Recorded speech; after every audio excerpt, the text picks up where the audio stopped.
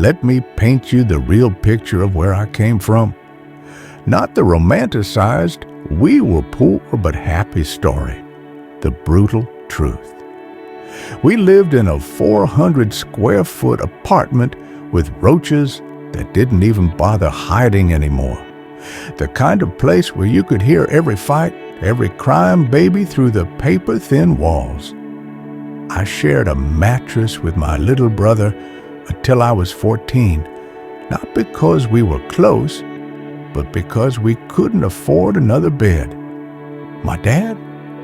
He left home at 5 a.m. every morning wearing the same steel-toe boots for 8 years straight. I remember the sound of him soaking his feet in Epsom salt every night, the water turning gray from concrete dust. My mom worked at a laundromat, coming home with chemical burns on her hands from the detergents. School was its own kind of hell. The free lunch line shame. The "why don't you have your permission slip" signed from teachers who should have known better. The day my basketball coach pulled me aside and said, "You're good enough for the team, but we can't have you wearing those shoes in games," meaning my $10 Payless sneakers with the soles flapping. When my dad hurt his back at work, the choice wasn't, should I drop out? It was, which job can I get tomorrow? The junkyard hired me because I was strong for my age and didn't complain about the rats. That first business attempt? Let me tell you how naive I was. I spent months researching car washes, convinced I'd found my golden ticket. Bought a used pressure washer from a guy in a parking lot. First red flag. Made homemade signs with stolen printer paper from the library. Thought I was so clever setting up near that Chevron station. The reality? Day one. Made $47 but spent $30 on supplies. Day three. Some guy threatened to call the cops because you're stealing business. Week two. Actual cops showed up. Turns out you need 6 different permits. Month one. Pressure washer died mid-wash on a BMW. Owner screamed at me for 20 minutes. The tire business was even worse. Bought 40 used tires from a salvage yard after watching some YouTube video. Stored them in my friend's backyard. Turns out, used tires have expiration dates. People get really angry when you don't know how to mount them properly. Rotting tires smell worse than you can imagine. The lowest point? When my girlfriend of 3 years said, "I can't keep dating someone with no future." She married a bank manager 2 years later. I saw the wedding photos on Facebook while eating ramen in my car. That night, in the Walmart parking lot, changed everything. Let me describe it properly. It was 19 degrees outside. I was wearing 2 pairs of socks, every t-shirt I owned, a hoodie with broken zipper, and I was still shivering. The security guard didn't just knock. He banged on my window like I was a criminal.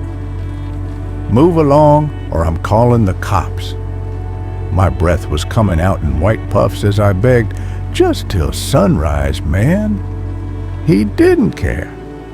As I drove around looking for another spot, something snapped. Not in a good way.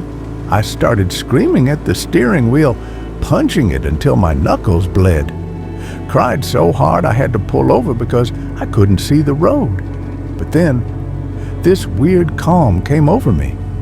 I realized I had 2 choices. 1, keep doing what I was doing and end up dead. 2, try something completely different. The next morning, I walked into Ace Hardware and lied about my experience. The manager, Mr. Jenkins, took one look at my rough hands and said, "You start at $7.25, don't steal, and I'll teach you the rest." Those first 2 years at the hardware store were my real education. Year 1, worked 6 days a week, 10 hours a day. Memorized every product, every price.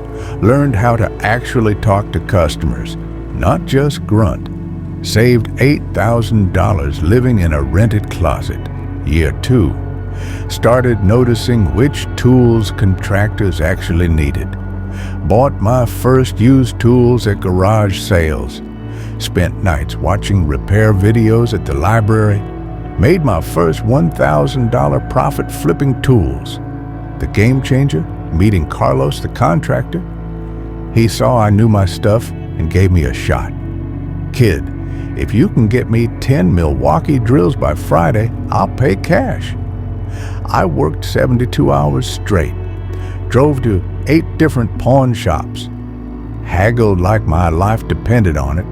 Cleaned and tested every drill myself. Delivered them with handwritten warranties. Carlos became my first repeat customer. Then he told his crew. Then those guys told others. Within 6 months, I was making more from side deals than my paycheck. Fast forward to today. The business. 3 locations, but we started with 800 square feet.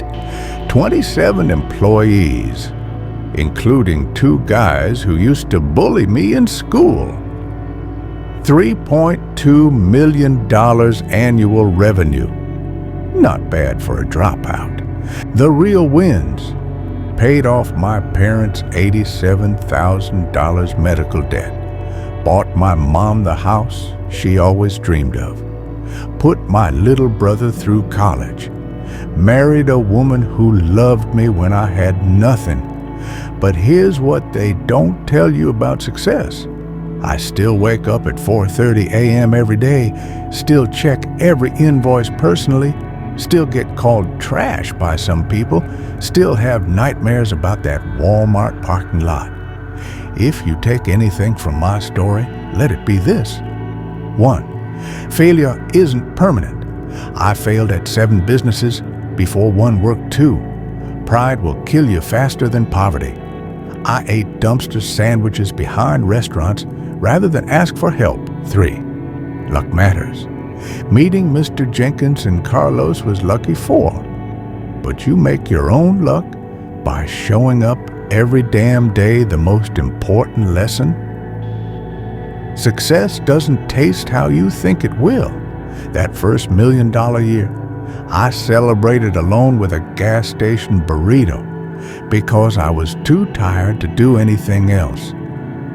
But when I saw my dad cry as we burned his medical bills, when my mom hugged me in her new kitchen, that's the feeling no one can take from you.